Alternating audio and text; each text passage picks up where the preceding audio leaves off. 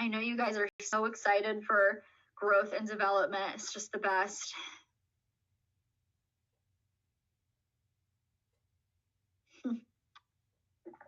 All right, well, we'll power through it. We only have about 30 minutes to go, and then we're done with part 1, fundamentals, and we'll take a good long break before we dive into our systems to kind of round out the day. Do we need to know the meds for the EKGs? Golda asked. Do you mean like like give epi every 3 minutes type of thing? Probably. Yes, so at a very, very basic level, you should know that epinephrine is given in a code. Do you need to know the dose and the frequency? No. You're not expected to have taken advanced cardiac life support at this point in your career. You are expected to have BLS, basic life support, so you need to know the compressions, the depth and rate of compressions, breathing to watch for chest rise, how quickly to bag. Those are things that you are expected to know as a new nurse. The NCLEX thinks that you are a new nurse with 2 general weeks of nursing knowledge. Those nurses do not yet have ACLS. You typically don't take that for 1 to 2 years into your career. And if you don't go into the ICU, you might never take it. So giving code drugs like epinephrine is not in your scope as you start out as a nurse. So should you know that it's given in a code? Yes. Do you need to know the specifics? No. All right. Into growth and development. Onward we go. Easy. Seems like something that you shouldn't have to spend much time on, but there seriously are so many growth and development NCLEX questions that it's worth going over to help you guys remember some of the key concepts. I won't dive into it too much. I'm just going to hit those highlights that I know there are NCLEX questions on.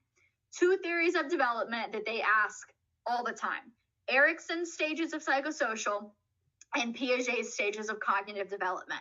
Yes, there is also Freud. They ask about that less, so I would focus your time on these 2.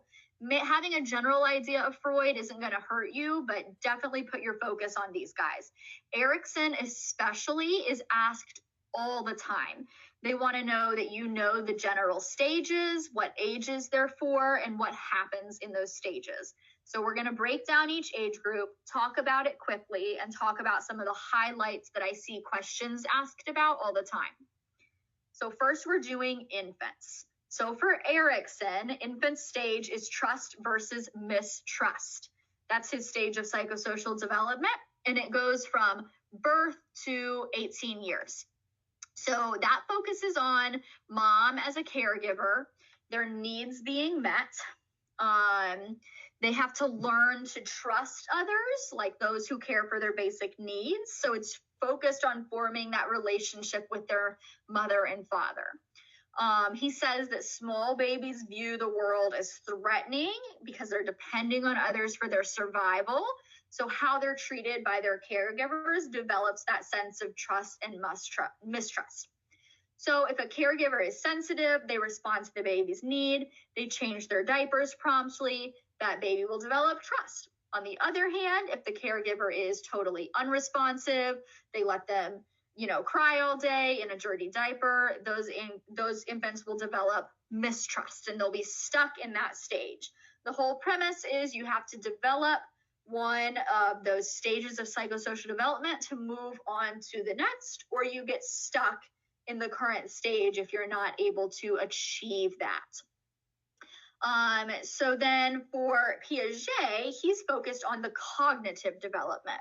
So his actually goes from birth to 2 years, a little bit longer than Erikson, and it is sensory motor. So it's children gaining knowledge through their senses and their motor movements, which makes sense. All the babies they're exploring, they're sucking on their thumb, they're feeling things, putting everything in their mouth. They're learning about the world through those basic senses. Some milestones that kids typically hit in the infant age, a social smile is developed at like 6 to 8 weeks. So that's just when, they know to smile in a social situation. And object permanence is developed around 9 months. So that's when, you hold the pencil in front of them, you put it behind your back, they know it's still there. They know that the object still exists. It didn't disappear. And then stranger anxiety is also developed around 9 months, which I'm sure you've all experienced with pediatric patients. If you've had clinicals at that point, they really don't like you coming in the room and are very anxious around people who are not their mom and dad. So typically around 9 months is where they gain that. If they don't hit these milestones, then you want to kind of ask why and investigate what's going on. Okay. So next stage, there you go. Next stage is toddlers. So for Erickson, toddlers is autonomy versus shame and doubt. That goes from the 18 months old where infancy ends all the way up to 3 years. And during autonomy versus shame and doubt, what children are doing are trying to develop a sense of personal control over physical skills and like a sense of independence. They want to feel independence. That leads to feeling of autonomy. And when they're not successful, they feel more like a failure. And that's what's resulting in their shame and self-doubt. One of the major tasks that we use to kind of explain this stage is the toilet training task. They're learning to go to the bathroom on the toilet. And if they're able to gain that independence, they'll feel autonomy. And if they fail at that, they'll feel shame and doubt. They're really struggling with like the personal control, establishment of self, etc., etc. So that's the main thing for them to progress through the autonomy versus shame and doubt phase. For Piaget, focusing on their cognitive development, he is in the pre-operational stage, starting at age 2. So after they move into toddlerhood, where they're in the sensory motor stage, just exploring the world through their senses, they move into the pre-operational stage where they start to think more symbolically. They're using to learn words and pictures. They start pointing to an apple in a book. They start to talk and say apple. They are very, very egocentric. They struggle to see things from anyone's perspective but their own. And they're getting better with language and thinking, but they're very, very concrete. For example, if you're doing an eye test in a 2 or 3-year-old and you say, okay, cover your right eye, and you're reading the eye chart, and then you say, now cover the other eye, they'll probably go like this. They're not going to be able to abstractly think that by you saying cover the other eye, you want them to uncover that eye and move their hand over. They're just going to cover them both. Very concrete terms. You don't want to use abstract thinking or generalizations to communicate with them because they really will not understand. Now, 2 different types of play that happen in the toddler stage are parallel and symbolic play. Parallel play is they're like next to each other or in the same area, but they're not interacting. They're not trying to influence each other. They're still in their own bubble playing. They also use symbolic play, make-believe, where they use objects or actions to represent things. They pretend that the fairy wand can make them fly or whatnot. That magical thinking and symbolism starts to come into play. So that's the toddler stage. And remember, maybe write these different stages and ages down on a flashcard with all of your other stuff, because just knowing what stage the different ages are in really comes in handy on the NCLEX. So after toddlerhood, we move into the preschoolers. For Erickson, this is the 3 to 5-year-olds, and they are in the initiative versus guilt. So initiative versus guilt. They have started to develop that sense of purpose when they're toddlers. They're exploring, they're doing things on their own. And now they're starting school. So they're learning some new concepts, they're learning social interactions, games, their imagination, and they start to assert themselves. They're developing a sense of being purposeful and actually achieving something. Hey, I did this drawing. Hey, I did this project at school. They like acting out different family scenes and roles. I'm going to be the police officer, the doctor. They make up stories. And they're exploring their environment. They're asking why and, diving into bigger and bigger tasks. As they do that, they're kind of learning the importance of being approved in a social environment. 5 years old, kind of around the age they're starting kindergarten and making friends and exploring the social interaction of that. So you do need to set some guidelines, have them explore, but within limits. You don't want to be too strict. You don't want to be too lenient. It's a difficult stage for these kids. Success is really hingent on them feeling purpose. So them being able to make decisions, come up with new ideas, and work and play with other kids. So it's all about taking that initiative, especially in the school atmosphere as they start to go to school. Piaget has them still in that pre-operational phase that we talked about on the last slide, beginning at age 2 until age 7. So a little bit of overlap there where they're still, able to think about things in a concrete fashion, but very egocentric. They're really unable to see things from another person's perspective yet. A few just key points. They do kind of start cooperative play at this point instead of parallel play. So they're able to kind of work together, divide efforts, role play, teach each other a common goal, capture the flag, tag, things like that. They have magical thinking, meaning that they kind of think that their own thoughts can influence the external world. So by them thinking, mom's going to make pizza tonight, maybe they can make her make pizza tonight. That's kind of a silly example, but an example of how this really importantly plays out in the healthcare arena. I had a sibling pair. They were 5 and 7, and the 7-year-old had cancer and was terminally ill. And the 5-year-old told me that she got mad at her sister one day and in her head hoped she would get sick, and now she's sick. And she thought that she had made her sister sick. So it sounds like a silly thing for us to talk about, magical thinking, but it can have serious implications when you're dealing with these pediatric patients, because the way they view the world is just totally different. They haven't gotten to that concept where they can abstractly think yet. It's still so concrete, and they think that their thoughts can influence the outside world because they don't know otherwise. So in that preschool age is kind of where you have that magical thinking. They also don't have a concept of time.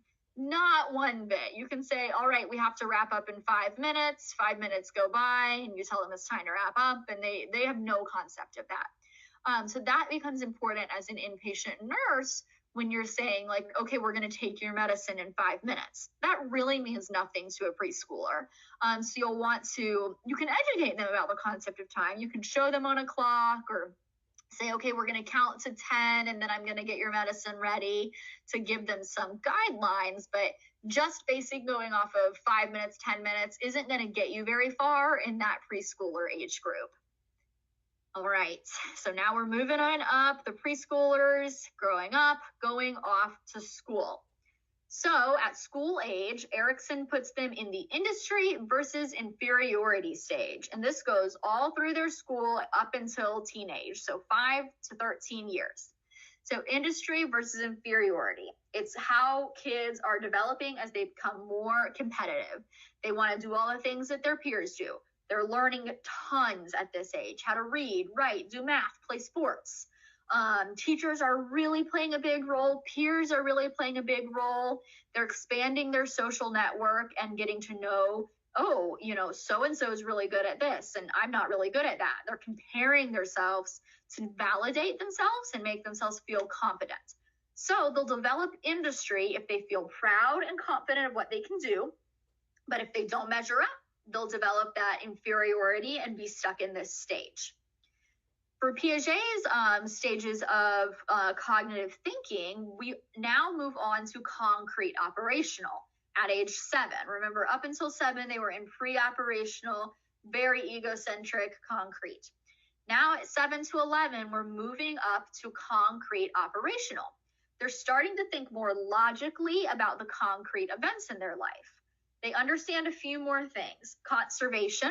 So like if you pour liquid from one cup to another cup, it's the same amount.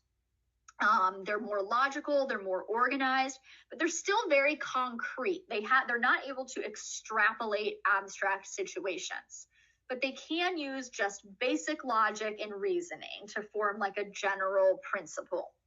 So moving on up as they learn throughout their school ages. And social interaction with peers is typically at this point for kids starting to be prioritized over their family. And you see that continue on into the adolescent stage.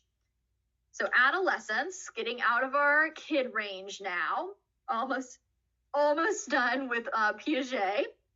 And for Erikson, when you're a teen up until 21, 13 to 21, it's identity versus role confusion. So lots is changing in their body. They're starting to ask, what role do I want to play in the world? Who am I? What can I be? And develop that sense of identity. So they'll either be able to develop that and feel proud of who they are, their principles, ideals, and beliefs, or they'll fail to identify with that and be confused, is what Erikson says. So developing a strong identity versus confusion. With Piaget, you move into the final stage, our formal operational stage, at 12 years, and then that continues on and for forever. You're cognitively developed, according to Piaget. So in that formal operational stage, you're able to think abstractly. You can reason hypothetical problems. There's abstract thoughts, more moral, philosophical, ethical, social, and political issues that require all of that abstract reasoning are able to be accomplished at that formal operational stage. I don't quite know a 12-year-old that's totally in that stage, but we'll just go with it. It develops for forever. One thing to note for adolescents, of course, is that their risky behavior continues to increase. They continue to prioritize peers over their families, and there's a lot to monitor for in that age group. So now we'll move on to continue talking through Erikson's stage. It encompasses the entire lifespan. Piaget's kind of ends there. But with Erikson, we move into young adults. That's from 21 to 39. And that stage is intimacy versus isolation. So hopefully they developed a strong identity and they become more concerned about companionship and intimacy. They're thinking about settling down, starting a family. What are they going to compromise to get to these relationships? But there's also probable some rejection. And as they're rejected and figuring out everything in life, pain and fear of that can stop them from finding that intimacy in the future.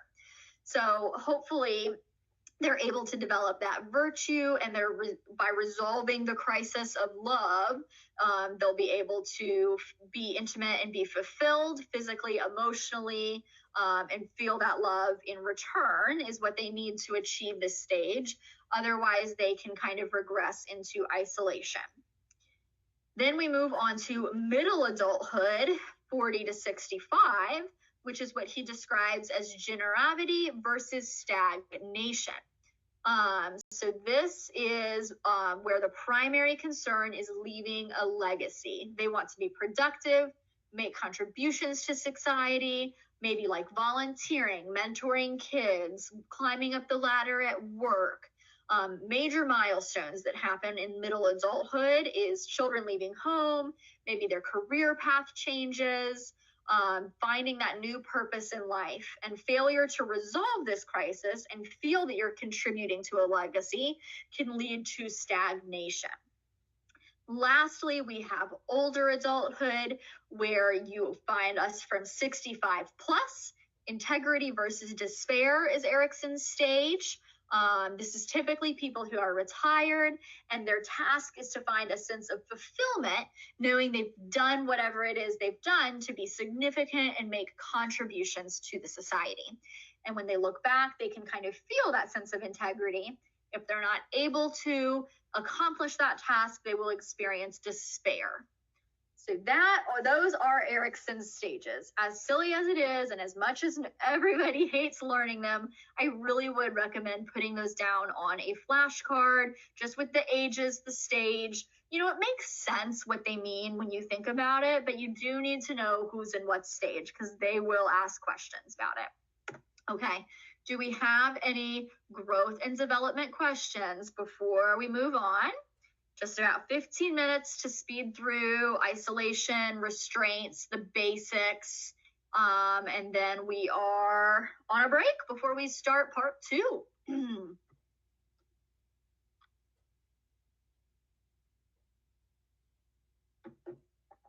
Alrighty. I think you guys probably know this stuff, but we're just going to round it out because this is a safety concern, and I can guarantee you that you're going to get at least one question somehow involving isolation. So, of course, we start with standard isolation. Everybody has to be on standard isolation. Even if there is no other infection, this is kind of the basis for all of our patients moving forward. It just means hand hygiene.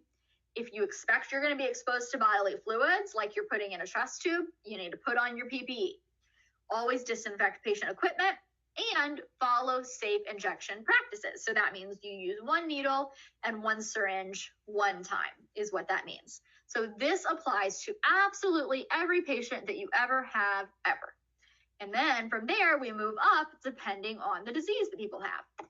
Contact precautions. So this is going to be used for diseases that are transmitted via contact with, like holding hands, touching somebody's forehead, any contact with a surface area. MRSA, for example, is a common disease that we get put on contact precaution for at the hospital. Contact precautions mean you have to wear gloves and you have to wear a gown. You also have to have dedicated disposable equipment, like a reusable stethoscope that stays in the room. You don't bring yours in and then bring it out, because then you could be carrying that MRSA germ around. So that is contact precautions. And of course, cleaning your hands before going in the room and when leaving the room, because you're going to do that for every patient every time. All right, next step up from contact. I think we're going to go over a little bit more. PPE, gown and gloves, like I said, disposable everything, stethoscope, blood pressure cuff, thermometer. You want to limit how much you transport them around the hospital. If they don't have to go down for an x-ray, if they can come up and do a portable, that's preferable. You want to place them in a single room. If you don't have a single room, same infections should be grouped together. And infections that require contact, MRSA, VRE, and diarrheal illnesses all require contact precautions. So next, moving up, we have droplet precautions. This is the sign you will find on the door. Droplet precautions at my hospital have changed lately to include this face mask, and I think that's probably here to stay. So the PPE the CDC requires us to wear is a mask, an eye cover, which can be goggles or a face shield. So you need to have your eyes and mouth covered. Again, you want to limit transporting that patient, and if you do have to transport them, put a mask on them to limit the spread of those droplets. You also want to teach them to cough into their elbow so that if they do have droplets, that they're containing them. Appropriate placement, again, a single room if possible. If you have to have shared rooms, you should be grouping like infections together. And then there's tons of infections requiring droplet precautions. It's typically going to be your respiratory illnesses and viruses that are spread via those droplets. The flu, pertussis, mumps, RSV, rhinovirus, adenovirus, so many of them require droplet precautions. Next, we have airborne precautions. So if we have a disease that is spread and through particles in the air, we have to step it up a little bit. Droplet won't work, so we have to go up to airborne precautions. PPE in an airborne precaution room. You can't just wear a surgical mask. It needs to be a respirator. So that's either an N95 that has been fit tested or a PAPR. You also need your gown and gloves. Airborne isolation room should have positive pressure and definitely be a private room. It's not appropriate to be grouping these diseases together because, airborne diseases travel through the air. So we really, really, really want them in a private room. Appropriate healthcare personnel should also be considered. You should try to limit how many people go in that room. You should try for it not to be susceptible people that have immunodeficiencies or are pregnant. And you should try to limit that patient being transported if at all possible. If they do have to leave the room, you have to put a mask on them to contain those droplets. So some of our infections requiring airborne precautions are TB, measles, chickenpox, disseminated herpes zoster, and of course now COVID is also an airborne disease that we are doing even more special precautions for. All right, I'm sure you guys already knew that, but I will say it's especially important to know which infections require which type of isolation. I would add that to your list of things to make flashcards for. You might get questions about which infections you can put in the same room together. The rule is that like can go with like. You do not want to put like droplet precautions with a patient who is neutropenic or is requiring protective isolation. And you do not want to put different diseases in the same room, even if they both require droplet precautions. If I had an RSV and an adenovirus, then they could both end up with both RSV and adenovirus. And Jocelyn just asked, COVID is airborne only. So in my hospital, and I know this is changing all the time, it's like we're calling it special airborne is what we're calling it. The nurses all call it COVID precautions. And what I'm doing is I wear an N95, a face shield, a gown, 2 pairs of gloves, shoe covers, and a hair cover, and they're in a positive pressure room. So to be quite honest, they're kind of making that up as they go. I can't tell you what it'll be like tomorrow. Things are constantly changing, but special airborne is what my hospital is calling it right now. We'll see kind of in the future where things go. But I think at least airborne with those additional few PPE items. Will there be COVID-19 in the NCLEX? Absolutely not. We do not know enough about COVID for that to be in the NCLEX. NCLEX questions are written very far ahead. They go through extensive testing and review to make sure they are fair. They're tested on multiple batches of students before they make it to your NCLEX. They have not had time to write any NCLEX questions on COVID. You will definitely not see that. Unless it's you know how some of the questions are not scored, they're just for research purposes. I would be shocked if they already had research questions, but I guess don't put anything past them. It certainly wouldn't count against your score. Yes, thank goodness. I mean, we've had too much to deal with this year already. All right, last topic of part 1. You guys are so close. We're just going to do a brief review of restraints. Nothing too crazy to review, but there are a few points that, safety-wise, you really, really do need to know. So when is it appropriate for you as the nurse to use restraints? Is your patient a danger to themselves or others? That is really the main question you want to ask yourself when you're about to put restraints on, or if you're about to pick that as an answer choice. If the patient is trying to harm themselves, if they're trying to harm team members, if they're pulling out any of their lines, tubes, or drains, or an airway that could compromise their care, if they are delirious, they don't know where they are, they're at risk of harming themselves, then it is appropriate to use restraints. Really, that first question is pretty much all you need to ask. If they're a danger to themselves or others, it's appropriate to use restraints. But you always, always, always want to try everything else first. If you can reorient, redirect, sedate, make more comfortable, do anything else to avoid restraints and de-escalate, of course, do that first. And you always want to get them off as soon as possible. If your delirious patient is sundowning and delirious at night, but then in the morning they're perfectly appropriate, take those restraints off in the morning. You don't need to leave them all the time if the situation changes. So always be reevaluating to try and get them off ASAP. I'm just going to go through the few different types of restraints so you're familiar with what they look like. And yes, Jocelyn, restraints should absolutely be the last resort. So if you have an NCLEX question that asks, what would you do first? Least invasive first is always what you're going to try. You're going to try reorienting. You're going to try maybe sedating them a little bit, maybe decreasing stimulation or trying a different activity with them. And if they're still trying to harm themselves, harm you, then you would escalate to restraints, but always choose that last. You also do need a doctor's order to apply restraints. There's some very specific orders and documentation requirements, and we're going to go all through that as soon as I show you the types of restraints. We've got a whole slide about that.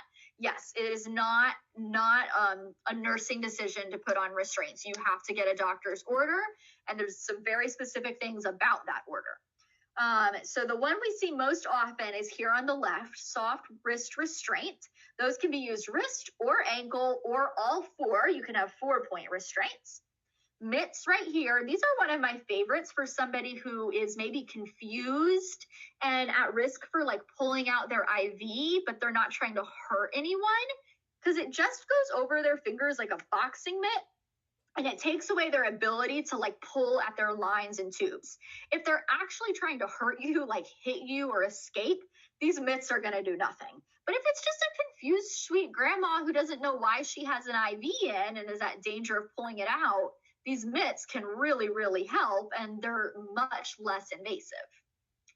A couple of other ones that you'll see in pediatrics, we use this posy bed that's over on the left for kids who we still want to be able to move around, but they're hurting themselves trying to get out of the crib. And then I have actually never seen this vest used in real life. I still train nurses on how to use it to keep a patient in bed, but let them have mobility of their arms. The issue is if they slide down in bed, that vest can actually choke them. So you have to be really, really careful if you ever decided to use the vest. It's really, really not common anymore. So now let's go over exactly what you guys were talking about, the order and the documentation, which is the bread and butter of restraints, and is definitely what you're going to get an NCLEX question about, because at the end of the day, it's a safety concern, and we have to prove that not only did we try all of our other options first before we went to restraints, but that we were safe when we applied the restraints. Okay, so things that you need to document. Start and stop times, the reason that the restraints are indicated, the plan of care regarding the restraints. What are you going to do to try to get them out of restraints? And most importantly, their assessment. It is especially important to check for skin breakdown under those wrist restraints. You want to be able to get 2 fingers under there, look at all the skin under the restraints, note any redness, put preventative measures to protect the skin, and document. In my emergency department, if I get an order for restraints, I have to document every 15 minutes. And let me tell you, if there's anything that makes me want to get my patient out of restraints, it's so that I can stop charting every 15 minutes on their dang restraints. So documentation is absolutely essential. You have to have a doctor's order. That doctor has to actually come and evaluate your patient face-to-face. So you can call them and say, Miss Sally Joe is delirious. She's trying to pull out her breathing tube. I need restraints. They can go ahead and put that order in, and they have 4 hours to get to you to actually put eyes on Miss Sally Joe. They can't just write it and never come evaluate her. Face-to-face, the provider ordering your restraints needs to come see your patient. And that order is only good for so long. It's different at different facilities, and it's different depending on the age group. The younger the kid, the order is good for only a shorter amount of time. In my facility, under 2 years old, the order is good for an hour.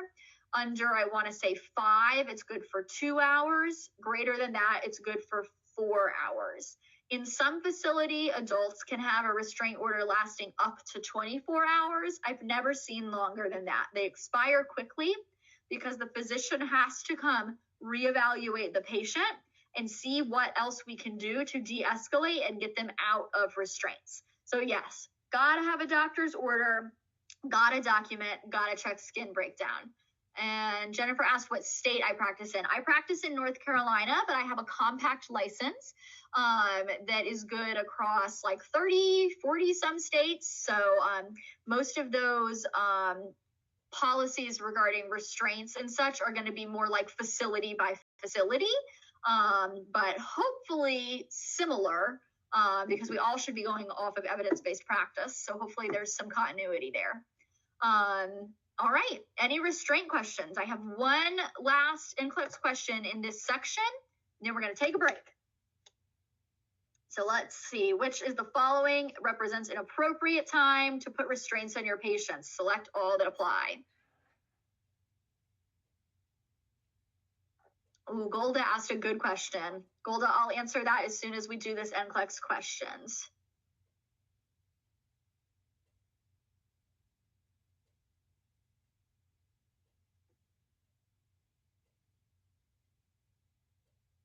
Good job, guys. Yes, A and D. A and D are correct. When they're trying to pull their lines, tubes, and drains, and when they are a danger to themselves, those are the appropriate times to put restraints on your patients. For B, a family member requested it. They're allowed to request it, but it's not necessarily an appropriate thing to initiate it. You should really explain to the family member, okay, yes, I know your mom's very confused. This is what we're going to try first. And if she's a danger to herself, then we can reconsider. It's perfectly fine to give the family that education to let them know what you're trying to do and when it is appropriate to initiate restraints. And then for C, just because you think they're necessary doesn't mean you can initiate it. Like you all caught asking if you need a doctor's order. You do have to speak to that healthcare provider. If it really is an emergency situation, like they're about to hurt you, obviously you want to be calling for assistance. A lot of times I'll have somebody getting the doctor and somebody getting restraints at the same time. So if the doctor comes to the bedside and is like, yes, put restraints on, let's do it. It's going to be a team effort. Trust me, you're not doing this by yourself if they're about to hurt you. That's usually the fastest way to kind of initiate that. So a couple of really good restraint questions before we end. Let's see. Can LPNs assess skin restraints on patients? Awesome question, Golda. And tomorrow we have a whole section on LPN scope of practice, prioritization, delegation. You've got to know your core concept before we get to that delegation. But long answer short, no. LPNs cannot assess. And then Marisol asked, the 4 railings of the bed are considered restraints. It depends on your facility. Yes, in my facility, if all 4 rails are up and it's not for the patient's request, it's because of restraining them, then I do need to get an order. The documentation requirements are a little bit different. Again, that's going to be facility protocol. But there is, if you have all 4 railings up, an option where you can say, like patient request, because if the patient wants them up, it's fine. So that really depends on the patient and why you're putting them up. As always, check your facility's protocol because that's really going to be the driving factor here. All right. You guys made it through the hardest part of the course. That is the end of part 1. You have done the bread and butter of the core content that you need to build on moving forward. So we're going to take a break. Let's see. We're going to break for 10 minutes. So we're going to come back at, it's 2:30. We're going to come back at 2:40. And then we're going to go into cardiac. We're going to do cardiac, take a break, respiratory, take a break, neuro, and be done for the day. I hopefully I can get these processes. Guys, we are nearing the home stretch. Get my computer all ready. Whew. Glasses back on. All right. So who loves cardiac? Me. You guys are really going to see my love for pediatric cardiac tomorrow when we talk about congenital heart diseases, because that is my jam. All right. So Let's get started. Like I said, each section, we're going to start off with like the basic anatomy, physiology that you need. Just got to do it. And then we're going to go into all of the different disease processes and treatments and things that the NCLEX loves to ask about. So cardiac anatomy and physiology. First thing that we have to go through is blood flow through the heart. The first thing you need to know, normal blood flow is moving forward. Backwards is bad. We don't want backwards flow. Second thing, red blood is oxygenated, blue blood is deoxygenated. Blue blood's coming back from the body to the heart, goes out to the lungs to get its oxygen, and when it comes back to the heart, it is red blood and it is oxygenated. So that's what you see on all the pictures. Let's trace the flow of blood together, because if you cannot do this with your eyes closed, you're not ready to move on to any of the other concepts we have to talk about.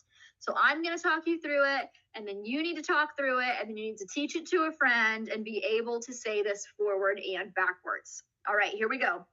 Blood is returning from the superior vena cava and inferior vena cava to the right atrium. This is deoxygenated blood returning to the body. It enters the right atrium, goes through the tricuspid valve into the right ventricle.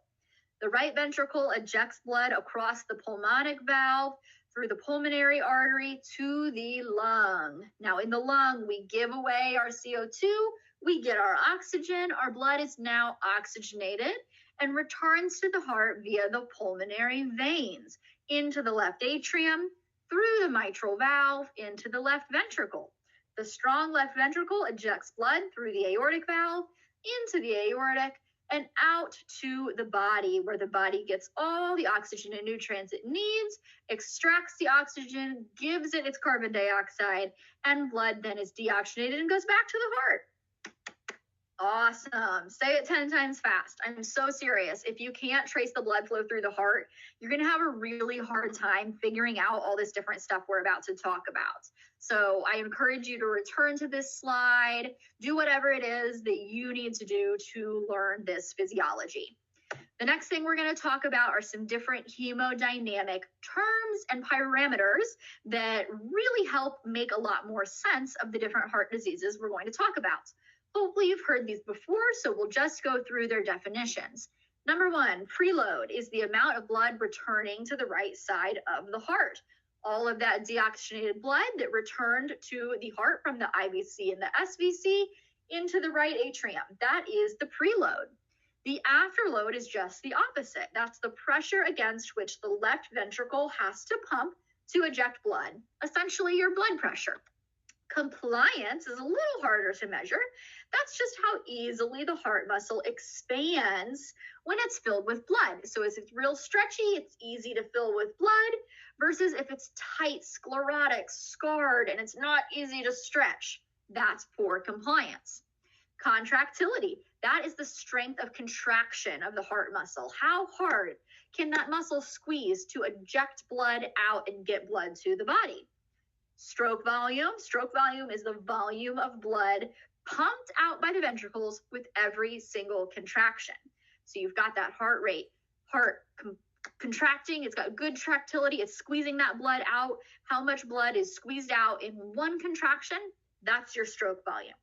And then that contributes to your cardiac output when we look at the amount of blood the heart pumps through the entire circulatory system in 1 minute. So I'm sure you know the magical formula for cardiac output, and we're going to talk about how all these things are related when it all boils down to, because cardiac output is the most important hemodynamic parameter that you will ever need to know.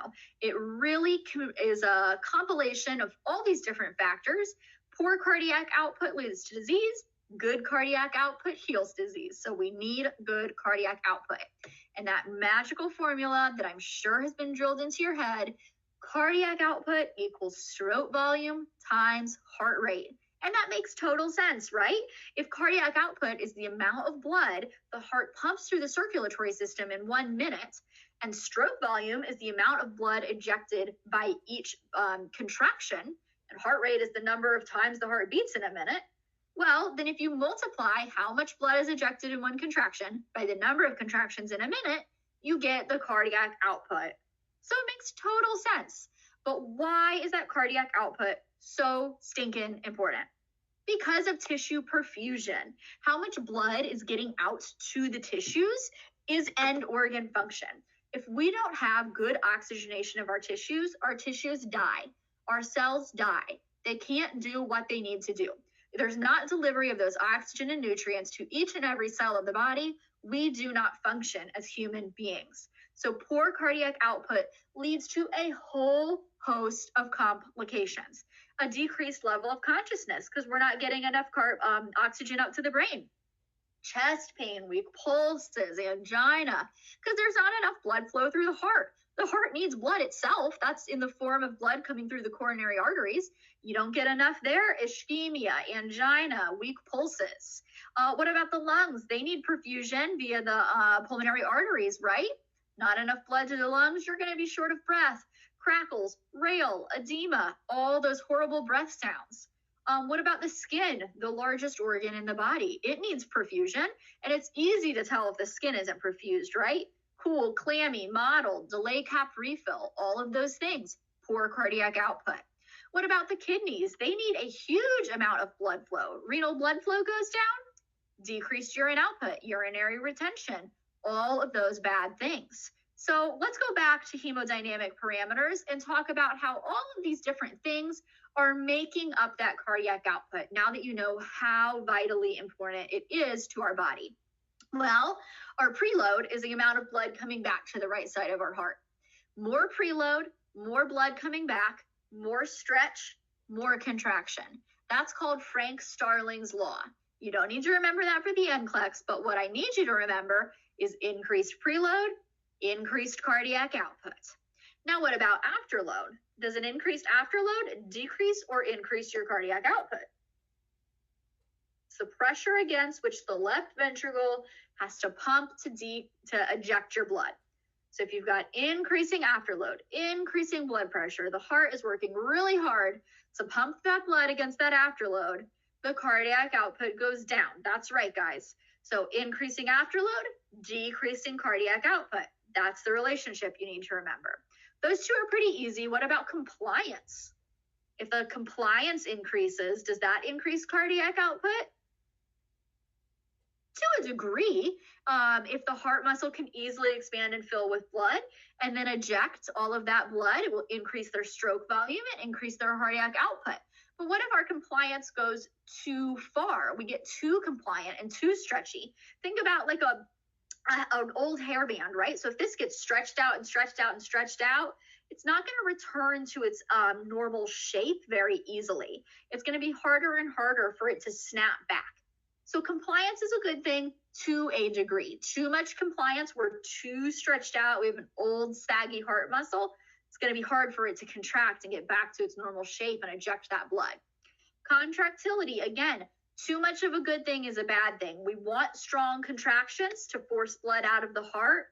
Too much contractility, too much muscle is actually going to limit the amount of space we have in the ventricles and limit the ability of blood to flow into the ventricles. So if we have hypertrophy and super increased contractility, like in hypertrophic cardiomyopathy, then we can actually have decreased cardiac output.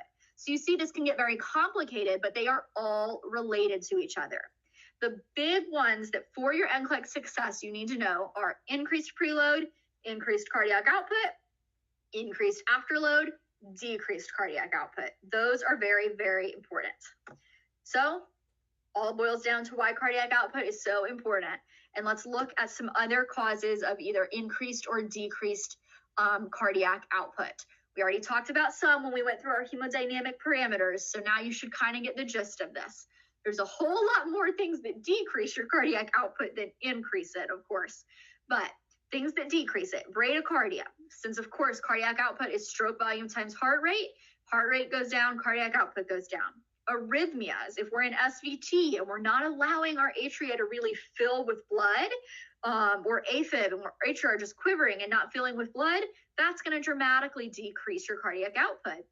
All of those arrhythmias, pulseless VTach, VFib, asystole, SVT, we have horrible cardiac output in all of those arrhythmias. Hypotension, because if we have such decreased afterload that the heart is really not moving things forward effectively, that's not to say it's because of high afterload. Hypertension would be high afterload, but hypotension is going to decrease your preload because blood's not going to be getting back to the right side of the heart. Decreased preload, decreased cardiac output. Myocardial infarction, cardiac muscle disease, all of those things that impair compliance, contractility, and so on and so forth can, of course, decrease your cardiac output. Now, on the flip side, what can increase your cardiac output? It's mostly things that we're going to do to the patient. And some of them only sometimes are really going to work, right? If we increase blood volume, we try to increase their preload to a degree that's going to work. Increased preload does get us increased cardiac output. But if we give them so much blood flow that we then also increase their afterload, kind of a wash. So it depends. If they're very hypovolemic, giving them back some volume can increase preload and increase cardiac output. Tachycardia, if we increase our heart rate, because cardiac output is stroke volume times heart rate, tachycardia can sometimes increase our cardiac output. But if we increase it too much and our heart is beating so fast that it doesn't have adequate time for the atria to fill, we then decrease our preload, which can decrease cardiac output. So we've got to be careful with those two. Luckily, we have some pretty good medications that can help us increase cardiac output dependent on the patient. Okay, so we've got ACE inhibitors like enalapril, ARBs like losartan, and nitrates. Those are all vasodilators. So that's going to vasodilate the arteries to help decrease afterload, increase the efficacy of the left ventricle's pumping, and get more blood out to the body. We also have inotropes. Now, those are things that improve contractility. Inotropes are things like dopamine, dobutamine, and milrinone.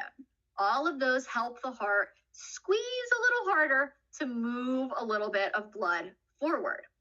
Now, we also need to look at if our cardiac output is decreasing and we want to increase it, we should look at why it was decreased in the first place to figure out the appropriate intervention, right? If it's hypertension, maybe some vasodilation. Decreased contractility, maybe an inotrope. What if the heart rate is too fast? We're in SVT. We might need to get them out of that rhythm, maybe give them some adenosine to break SVT, or amiodarone if we need to control a sinus tachycardia. What if they just need some rate control, like a beta blocker? Maybe propranolol could get them back into a normal rate. So we have lots and lots of options. Cardiac glycosides like digoxin can also help contractility and to some degree compliance, depending on the patient. So we have lots of medications when it comes to cardiac. I know most of those we went over in pharm. The inotropes we didn't really touch, but all you need to know is they help squeeze the heart harder and get more blood moving forward, which is what we want when we have poor cardiac output. All right, you've got to understand those concepts to understand all of the diseases that we are about to talk about. So if you have any questions, let me know right now so I can address them, and make sure to go back and review this, talk it through with a friend so that you can really understand these hemodynamics. Because I'm telling you, on the NCLEX, once you understand the why behind signs and symptoms, you're going to be able to get every question right, whether we've specifically reviewed it or not. That's why we have to put emphasis on the why and the anatomy here. So we're going into our diseases now. The next one is coronary artery disease. 1 second.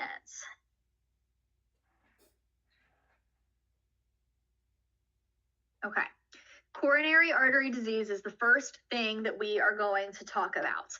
So what is coronary artery disease? Well, there's two common types, either chronic stable angina or acute coronary syndrome. That's a myocardial infarction, which we'll talk about more.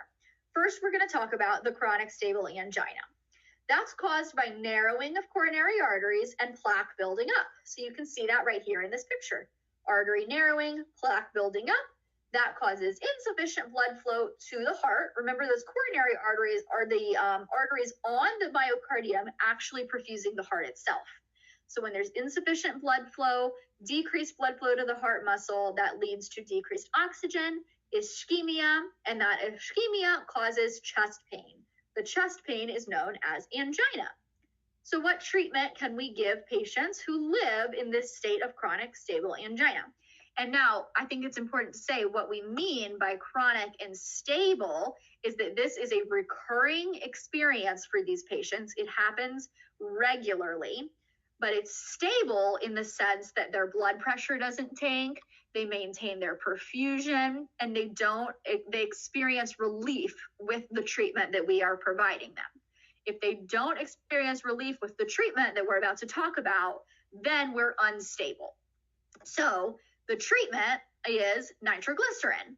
All right, let's talk about that. Nitroglycerin, we just talked about with a way to increase our cardiac output, is a vasodilator. It dilates both venous and arterial vessels, which decreases afterload and increases cardiac output. We give it sublingually right under the tongue, and you're going to give just one pill every 5 minutes for up to 3 doses. Now, I have to talk about here whether you're inpatient or outpatient because the education is going to be a little bit different. If you have a patient who is in the hospital and you're administering this nitroglycerin, you give one pill, you wait 5 minutes. If no relief, you give another pill up to 3 times before we do anything else. If you are educating somebody who's going home with nitroglycerin, they're an outpatient, you want them to take one pill, wait 5 minutes, see if there is any relief. If there's no relief after 5 minutes, they can take the second pill and call 911. No relief after 5 minutes, you want them to call 911. You don't want to delay them getting a second and a third dose. You just want help en route while they're doing that. If their symptoms are relieved after one pill, that's okay. They don't need to go to the hospital. Some other things to know about this medication is that it cannot be swallowed. It has to be given under the tongue and let it dissolve. It needs to be kept in a dark bottle in a cool, dry place. Otherwise, the light will inactivate the medication and it won't work. And then another thing that's really important to tell patients is that we do expect them to get a headache. Remember, this is a massive vasodilator. It's causing a lot of vasodilation, including in the carotids, where you're going to get a rush of blood to the head and a headache. We know that's going to happen. They don't need to call the doctor. They don't need to come to the hospital because of that headache. It will go away. Some further things to educate the patient about are just all of the different possible ways to decrease that workload of the heart. So you want them to rest. You don't want them to overeat. Have small, frequent meals. You don't want these patients having caffeine and smoking. You want them to avoid temperature extremes. If they're nice and cozy by their fireplace and they walk out into the snow without shoes on, that can cause a vasospasm, leading to narrowing of the coronary arteries, leading to ischemia, and leading to angina. So avoid those temperature extremes. Try to encourage them to lose weight, reduce stress, eat healthy, quit smoking. All of those positive things that help us decrease the workload of the heart. So that is chronic stable angina. Now, I said if it's unstable, if the treatment does not work. So if they take that one pill, after 5 minutes, they don't have relief, they're calling 911. At this point, we're having unstable angina, which progresses to a myocardial infarction. So what exactly is a myocardial infarction? All of these 3 names up here are synonyms: myocardial infarction, acute coronary syndrome, unstable angina. So the terminology is very confusing. Of course, you're going to mostly hear myocardial infarction, but they all mean the same thing. It means there's decreased blood flow to the heart, leading to decreased oxygen, and not only ischemia. We had ischemia with our stable angina. Now we're progressing to necrosis. Tissue is actually dying. Heart tissue is dying. So we need to act quickly and try and limit the damage so that we get them back as much function as possible. What are these patients going to look like when they're presenting to you? Probably in the emergency department. Maybe you work in a heart unit. They're going to have chest pain that's usually described as crushing. Sometimes it radiates to the left arm or jaw, and sometimes between the shoulder blades. Some patients present with epigastric discomfort or indigestion. Women are much, much more likely to have these GI symptoms. They might be having fatigue or shortness of breath, and they might be vomiting. Again, more likely women to have that GI symptom. Your patients who are diabetic are less likely to feel these symptoms due to their neuropathy. So you want to educate them about all of the different things they could experience and make sure they are on high alert for even minor changes that might indicate that they need to come in. Now, we talked about troponin and heart labs earlier when we did labs, but let's talk a little bit more about exactly what that is and what you're going to be doing as a nurse. Troponin is the one I want you to put a star by and remember for forever. It's a cardiac biomarker that increases when there is myocardial damage. Troponin is specific to the myocardial tissue, which helps us make the specific diagnosis of a myocardial infarction. We have some other biomarkers too. A CPK-MB is also a cardiac-specific isoenzyme that increases with damage to cardiac cells, but it's harder to pick up on than troponin. We get more false negatives with CPK-MBs. And with myoglobin, well, that's protein in your muscle cells, and it's going to increase with damage to actually any muscle cell in your body.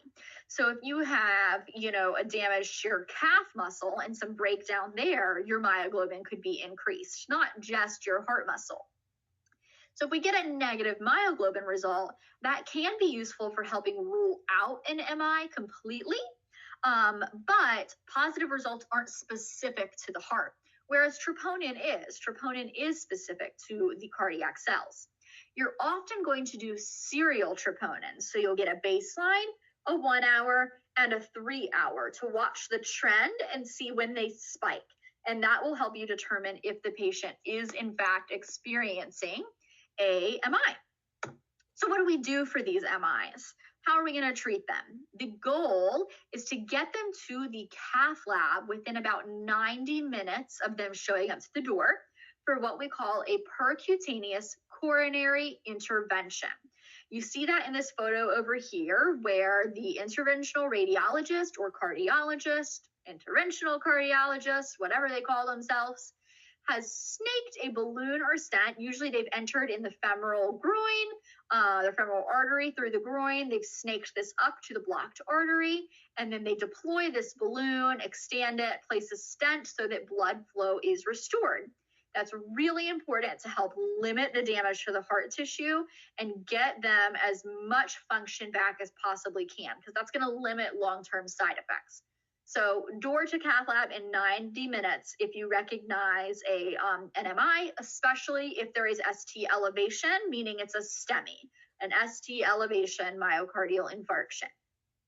Now, other interventions, maybe it's not quite so serious, maybe it's not a full-blown MI, maybe they don't need to go to the cath lab. What are some other things we're going to try? All of these things are to decrease the workload of the heart, increase oxygenation to the myocardial tissue. I always learned the mnemonic MONA: morphine, oxygen, aspirin, nitroglycerin. So morphine helps decrease the workload of the heart, relax, and causes some vasodilation. Oxygen increases oxygenation to the muscle, obviously. Aspirin helps with some decreased platelet aggregation, and nitroglycerin helps with vasodilation as well, decreased afterload, increased cardiac output, increased oxygen to the heart. So all of those treatments can help, but the ideal gold standard is getting them to the cath lab for that PCI.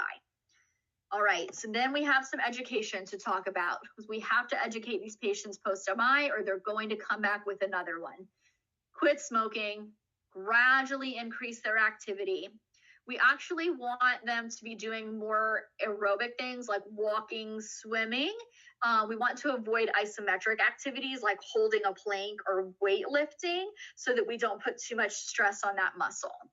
And then we have to talk about their diets. It should be a heart-healthy diet, which you guys know is low fat, low salt, and low cholesterol. So you want to teach them what types of food, that is, less red meat, more fruits and veggies, no salt, avoiding things like processed foods, canned foods, lunch meats, etc., which a lot of people have a hard time accepting. So you have to do your due diligence to be patiently explaining to them the appropriate diet choices.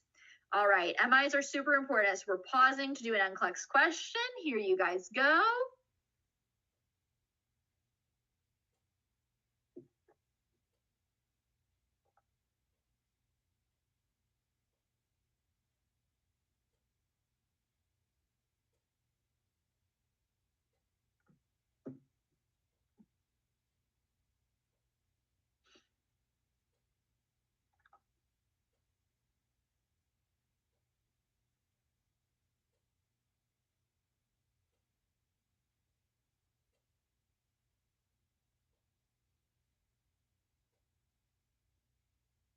Good job, guys. So this is just a choose one. There's no select all that apply.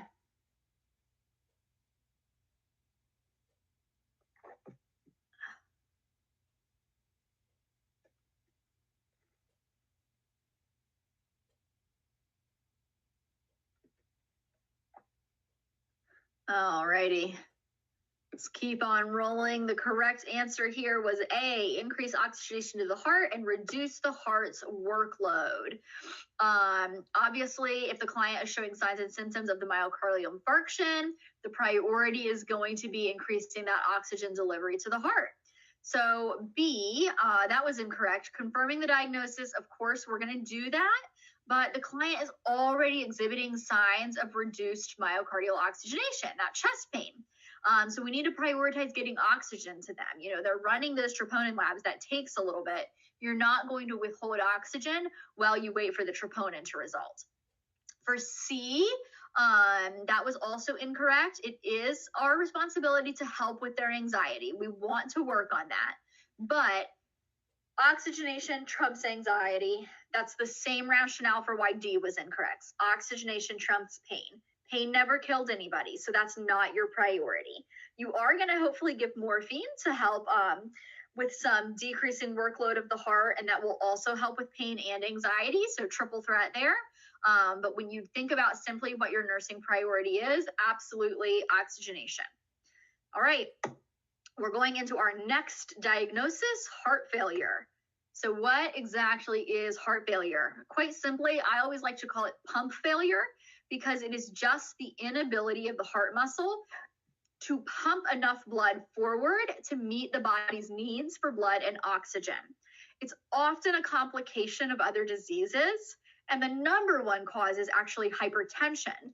The patient has had so much hypertension and high afterload for so long that the heart muscle itself just starts to wear out. Other causes are cardiomyopathy, endocarditis, and myocardial infarctions, anything that damages that myocardial tissue.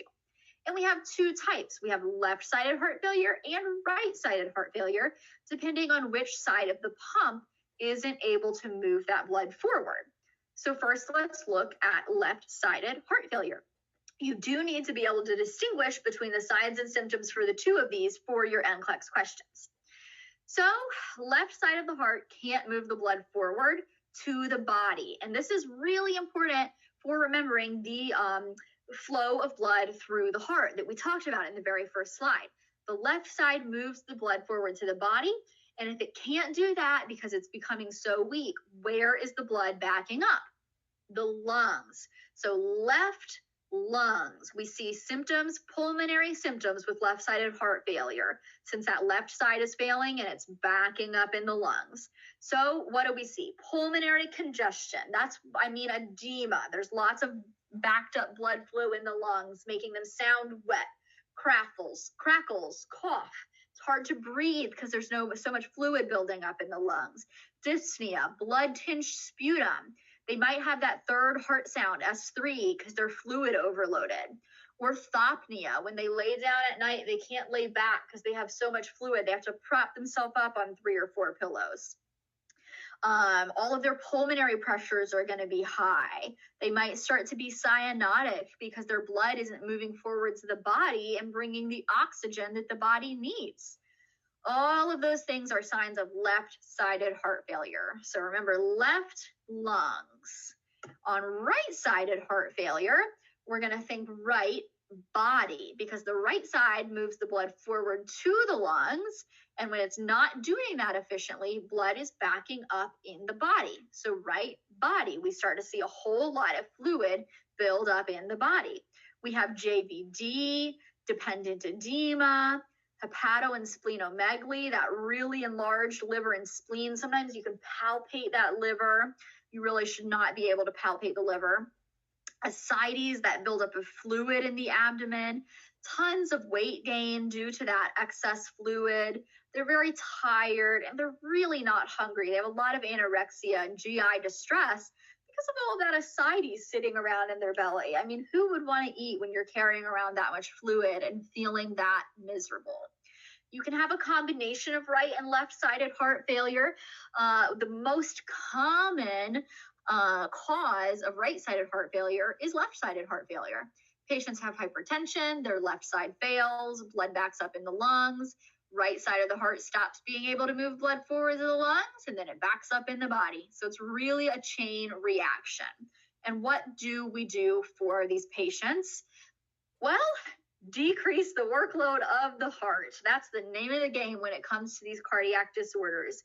Your primary strategy for heart failure is decreasing that afterload so the pump can more easily and more efficiently move the blood forward. You can do that with ACE inhibitors that cause the arterial dilation, ARBs to decrease the blood pressure. You can try giving cardiac glycosides like digoxin to increase contractility. And you can also diurese your patient to help get rid of all that extra fluid that's building up due to their heart failure. Lots of educational points that you need to know when it comes to heart failure. If your patient was prescribed diuretics, which almost all of them are, you want them to take them in the morning. It's kind of mean to give somebody like Lasix at 9 p.m. because they're going to be waking up every couple hours to pee. You always want to monitor those electrolytes while on diuretics, especially that potassium if they're on a loop diuretic. Help them learn about a low sodium diet to help decrease that fluid, because remember, water follows sodium. So low sodium, low fluid. Increase the head of the bed to try and help continue getting some diuresis. Do their daily weights, same things we talked about earlier, same time, same scale, same clothes. And you want to teach them to report to their healthcare provider any increase in weight of like 2 or 3 pounds in a day. That much increase is almost surely fluid, and an acute change in their fluid retention is directly related to their heart failure. Fluid retention equals heart failure. So monitoring their daily weight is really the best way to monitor that fluid retention and figure out if something is going on. So important to teach our patients about that.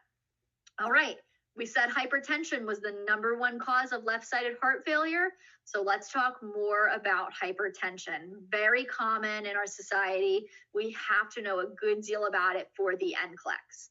First and foremost, knowing your normal values. 120/80, of course, is like your textbook picture perfect.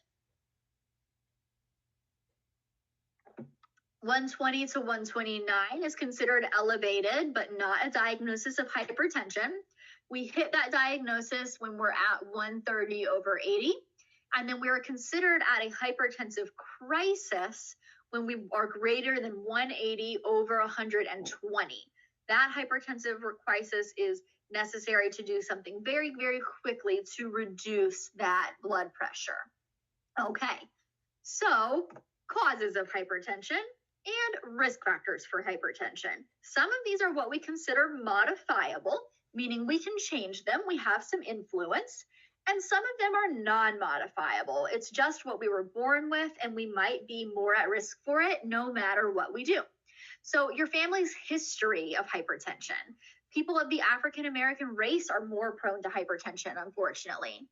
As we increase in age, all of us, unfortunately, are just more and more at risk.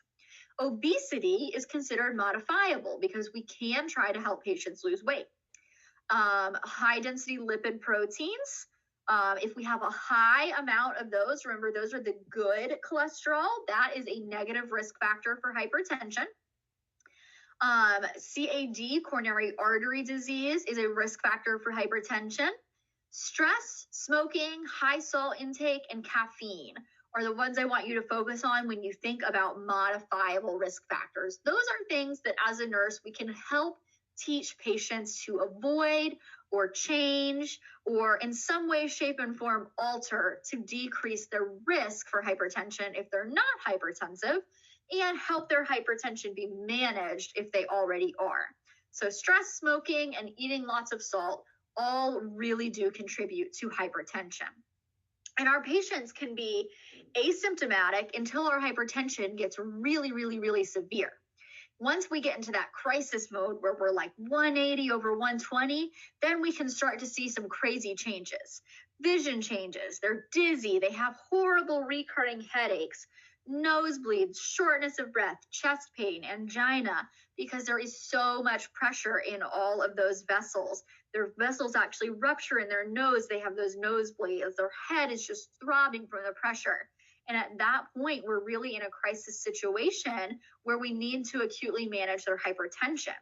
It can lead to some serious complications when we talk about the chronicity of hypertension. Stroke, heart attack, renal failure, heart attack. I said heart attack twice. Heart failure and myocardial infarction or heart attack, and vision loss. All of these are due to the really, really, really high pressures of blood going to the brain, to the heart, to the capillaries behind the eyes, to the kidneys. Because of those high pressures with hypertension, we see these serious long-term complications. So we need to educate patients about that when we're trying to change the course of their disease, right? Treatment and education includes their medication, their diet, and their lifestyle. These are things you absolutely have to know for NCLEX education questions. So their medications, their ACE inhibitors, beta blockers, calcium channel blockers, and diuretics are all commonly used to combat hypertension. It depends on the patient and the severity, what is used first and how much, sometimes in combination with each other. The diet is a really important one for you to know. And of course, the lifestyle, less sitting, more walking. I have a better picture of the diet right here. This is like the cardiac diet. So you want to encourage low salt, 4 to 5 servings per day of fruit, fat-free or low-fat dairy, 4 to 5 servings of vegetable. We want whole grains instead of enriched white grains. Less meat, more fish. Seeds and nuts are really good. Not very many sweets and not very much fats and oils. Those are all the things you want to talk to them about. And they are not going to be happy with it. So you're going to have to get some practice with educating these patients. All right, let's do a hypertension practice question. I can all but guarantee you'll get at least one on the NCLEX, because it is just so prevalent and we have so many patients dealing with it.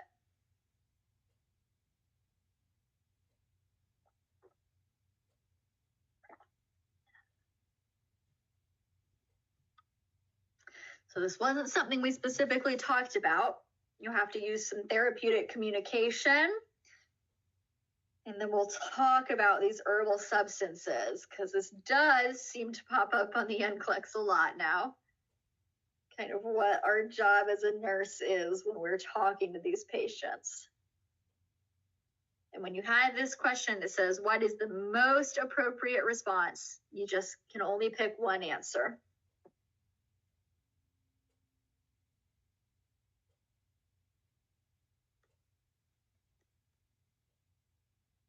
Yep, good job, Jennifer.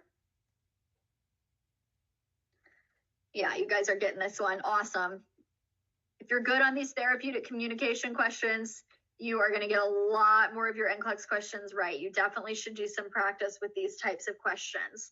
So for this one, the answer was B. Although the use of herbal substances may have some beneficial effects, we know that they're not all safe. And so we want to educate our patients to talk to their doctor about them.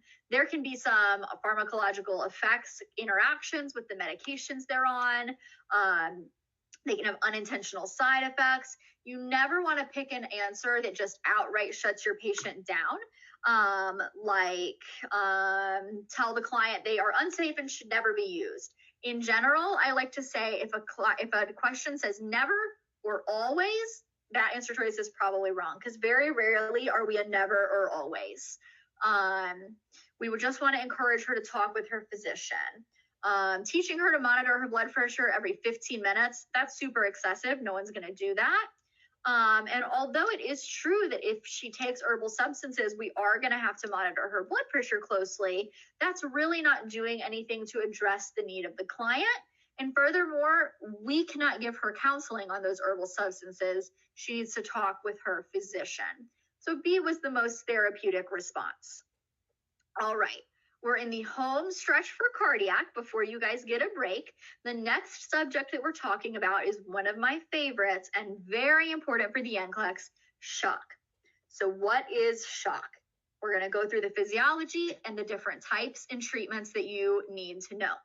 Shock is essentially a state where the vital organs are not receiving adequate oxygenation. This lack of oxygenation causes organ damage and forces the cell to switch to anaerobic metabolism to create their energy. Anaerobic metabolism produces lactate. Our body does not like when we make lactate. It is not good for us. We are usually in a state of aerobic metabolism because we have oxygen to make our energy. And when we don't have that oxygen, we have to switch it over to anaerobic. We make that lactate and we are in a bad place. So now we're going to kind of talk about the types. To understand that, I want you to understand that the cardiovascular system, in essence, is made up of three parts. We've got the blood, the vasculature, and the heart. The heart is the pump, the vasculature are the tubes, and the blood is the fluid in the tubes. Any disruption of one of those three things can cause a lack of oxygen delivery to the organs and lead to shock. So any broken component, we end up in a bad place. Here's the three types. These are the major types that we're going over: hypovolemic, cardiogenic, and distributive. And this is just showing you those three components again. We've got the heart, the pump, the blood, the fluid, and the tubing or the vasculature that carries the fluid all around. Any disruption is going to cause major issues. So first, we're talking hypovolemic shock because this is number one, most common, and number two, easiest to figure out. So here is our pathophysiology for hypovolemic shock. Low blood flow, loss of circulating volume, there's not enough blood entering the heart, decreased preload, decreased cardiac output. So the body's trying to compensate, it's trying to vasoconstrict, it's trying to increase its heart rate, but we're just running out of flow. So this is where the blood is the missing link in the chain. The pump's working, the tubing's working, but there isn't enough fluid in the tubing. What can cause that? Well, I gave you some foreshadowing there: vomiting, diarrhea, hemorrhage. We have traumatic injuries where we lose large amounts of blood, and burns. I don't want you to focus too much on burns today because we have an entire burn lecture tomorrow. But essentially, when we have third-degree burns, we have increased capillary membrane permeability, which allows fluid to leak out of the tissue into the third space, or out of the vasculature into the third space. So we end up losing a huge amount of fluid. And anything where we lose a huge amount of fluid can cause hypovolemic shock. It might sound dramatic to say vomiting and diarrhea can lead to hypovolemic shock, but you would be surprised how quickly that can happen, especially in infants. Very, very quick, they can end up in hypovolemic shock if they're not tolerating their feeds. So you've got to watch out for it. What are those patients going to look like? Well, as they're trying to compensate, they'll look weak and pale, but they're going to be tachycardic. Their heart's going to be fighting that, trying to get their blood pressure up. They're going to feel really anxious because they feel that low amount of oxygen. In general, if you have a patient who is anxious and restless, I want you to be worried that they are hypoxic. The brain doesn't get anxious and restless for absolutely no reason. If you had a stable patient who is acting normally and they start to feel anxious and think something's wrong and they're restless and they're picking at the sheets, I want you to think hypoxia, because the brain is struggling without that oxygen, and it struggles quick. Now, once they start to fail, their heart is trying to compensate, but they just don't have enough fluid to get oxygen out to the body. Then we start to see the blood pressure drop, weak pulses, their decreased level of consciousness. Make sure my computer's plugged in. We don't want that to die. The pale, cool, clammy, that perfusion to their tissues is really struggling. Their decreased urine output because we're not getting enough blood flow to the kidneys with that decreased fluid. So very, very serious, very quickly. Treatment, we want to fix the cause of whatever caused their hypovolemia. So are they vomiting and having diarrhea? We need to stop that. If they're bleeding and this is traumatic injury, we'll probably repair that in the OR. We do want to replace volume as quickly as we can for hypovolemic shock. Our fluids of choice will be isotonic fluids because we do not want to cause a fluid shift. So either normal saline or lactated ringers. If it is hemorrhagic, getting some blood products quickly is a good idea. And then lastly, if we're not able to support their perfusion with giving them back volume, we need to start some vasopressors to squeeze their blood vessels to get that blood pressure up and deliver some oxygen to the tissues just as quickly as I can. So that's hypovolemic shock. Again, most common, and I think the easiest to kind of follow along and understand the rationale. Next, we talk about cardiogenic shock. So in this, the heart is the broken link in the chain. There's enough fluid, the vasculature or the tubing is bringing it to the body, but the pump is not sufficiently getting that blood out to the organs. So this probably sounds a lot like heart failure, and severe heart failure can cause cardiogenic shock. Something stopping the heart itself from getting the blood out. Without that sufficient blood to the body, there's inadequate oxygenation, and a lack of oxygen impairs normal cellular metabolism. So what can cause cardiogenic shock? We just talked about severe heart failure, also a myocardial infarction that severely damages tissue. Cardiac tamponade and pulmonary embolisms are examples of a specific type of shock called obstructive cardiogenic shock. In obstructive cardiogenic shock, the heart is failing to move blood forward because there is a physical obstruction. Obstructive shock, it makes sense, right? So in a pulmonary embolism, that clot is stopping. In cardiac tamponade, we have that pericardium filling with fluid, physically compressing the tissue of the heart itself and making it unable to squeeze and contract and move blood forward.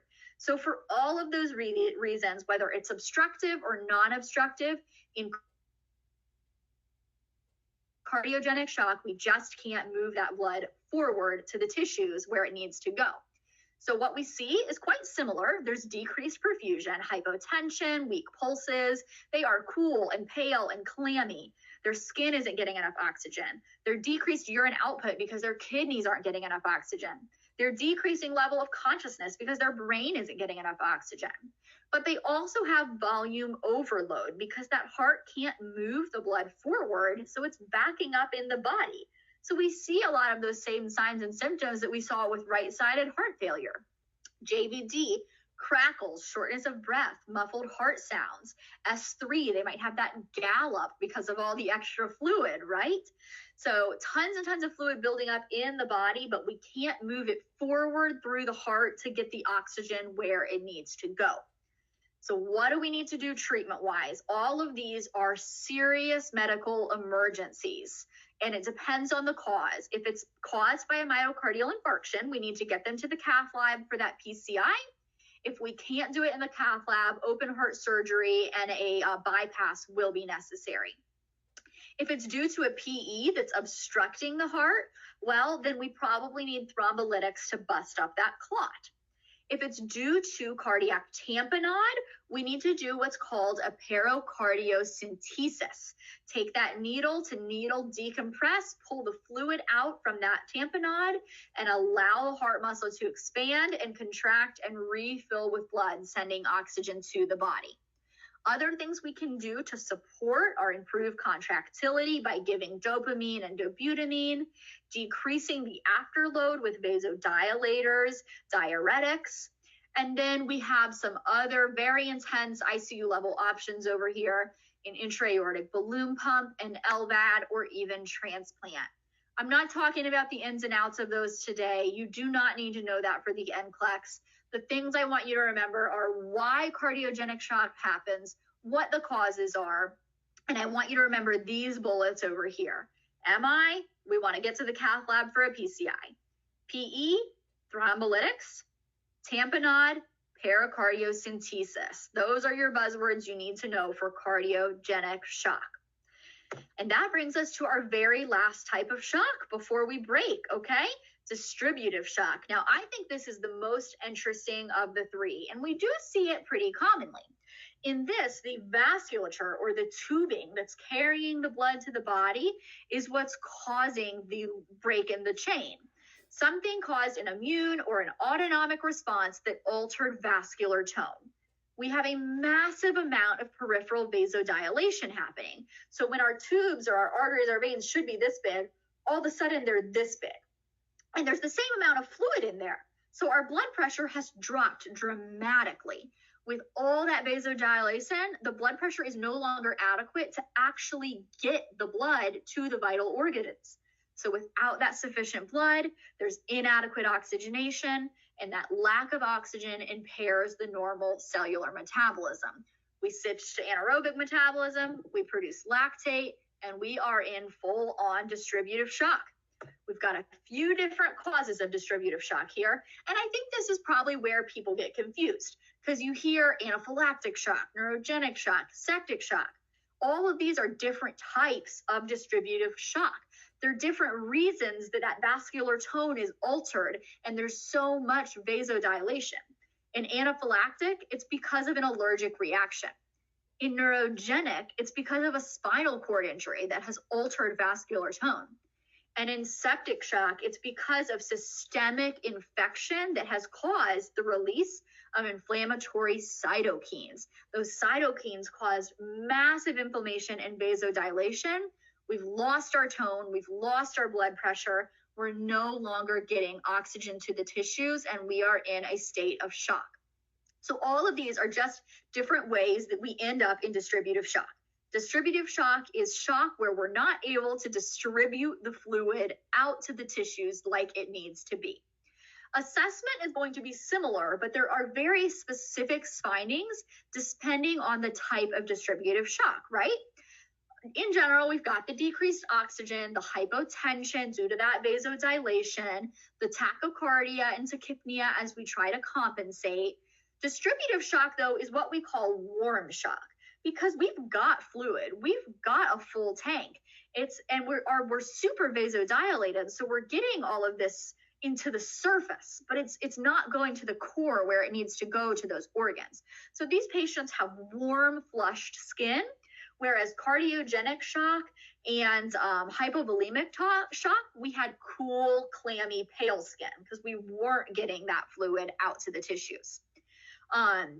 We also have a decreased level of consciousness. You see that with all of your types of shock due to a lack of oxygen to the brain. But that warm, flushed skin or warm shock really sets distributive shock apart.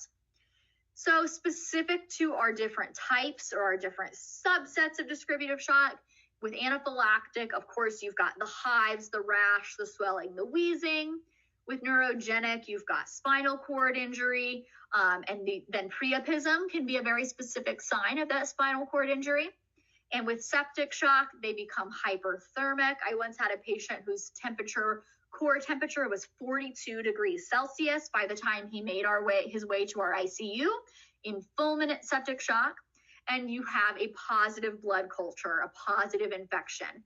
You can't have septic shock without sepsis, and sepsis is an infection in the blood. So that is a prerequisite to having septic shock.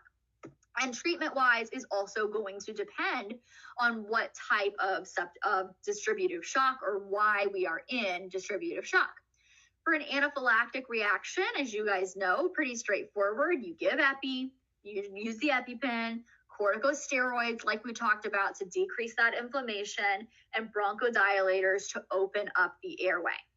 For neurogenic shock, we're going to focus more on supportive care. That spinal cord injury is likely irreversible. There may be some surgical options. We can also do cooling to help preserve the part of the spinal cord left.